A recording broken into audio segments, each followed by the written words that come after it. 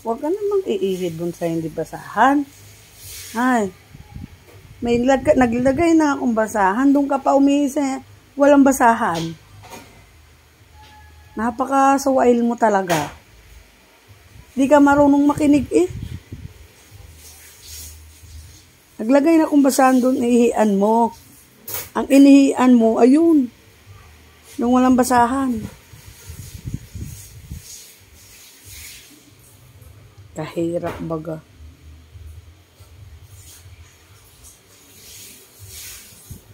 Kahirap ng kakausapin. Hindi rin naman, wala naman paki eh. Hindi naman nakikinig eh. Hindi ka nakikinig. Ah. Gusto'y laging nagagalit ako. Pasaway, pasaway.